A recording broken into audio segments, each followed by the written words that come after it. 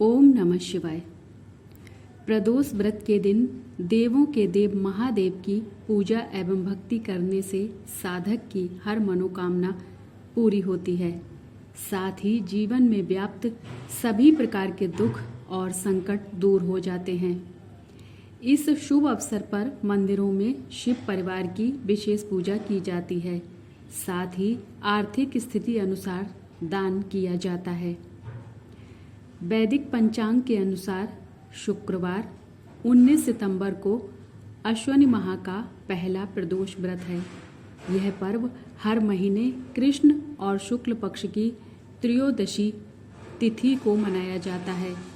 इस शुभ अवसर पर देवों के देव महादेव और जगत की देवी मां पार्वती की भक्ति भाव से पूजा की जाती है।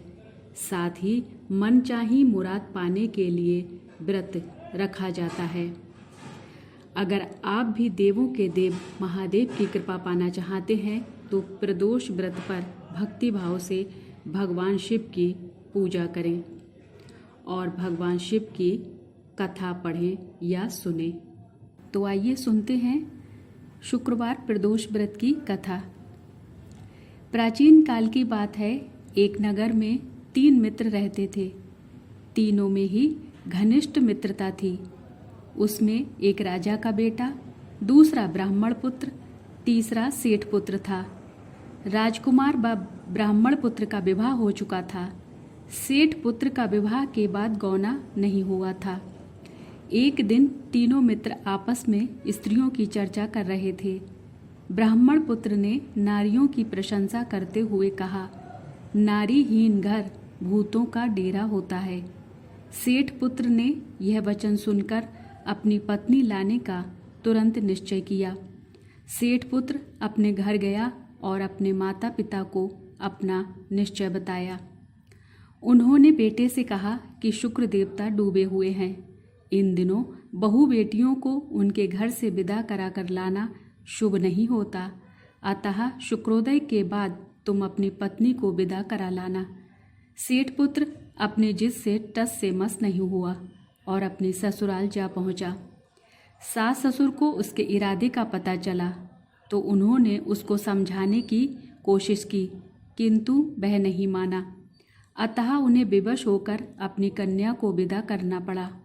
ससुराल से विदा होकर पति पत्नी नगर से बाहर निकले ही थे कि उनकी बैलगाड़ी का पहिया टूट गया और एक बैल की टांग टूट गई। पत्नी को भी काफी चोट आई।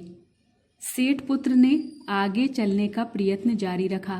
तभी डाकुओं से भेंट हो गई और वे धन धान्य लूट कर ले गए। सेठ का पुत्र पत्नी सहित रोता पीटता अपने घर पहुंचा। जाते ही उसे सांप ने डस लिया। उसके पिता ने वैद्यों को बुलाया। उन्होंने देखने के बाद घोषणा की कि आपका पुत्र 3 दिन में मर जाएगा। उसी समय इस घटना का पता ब्राह्मण पुत्र को लगा। उसने सेठ से कहा कि आप अपने लड़के को पत्नी सहित बहू के घर वापस भेज दो। यह सारी बाधाएं इस कारण से आई हैं कि आपका पुत्र शुक्रास्त में पत्नी को विदा कराकर लाया है। यदि यह वहां पहुंच जाएगा तो बच जाएगा। सेठ को ब्राह्मण पुत्र की बात जच गई और अपनी पुत्र वधू और पुत्र को वापस लौटा दिया। वहां पहुंचते ही सेठ पुत्र की हालत ठीक होने लगी। तत्पश्चात उन्होंने शेष जीवन सुखपूर्वक बिताया और मृत्यु के बाद स्वर्गलोक को गए। हर हर महादेव। जय गौरी शंकर भगवान की जय हो।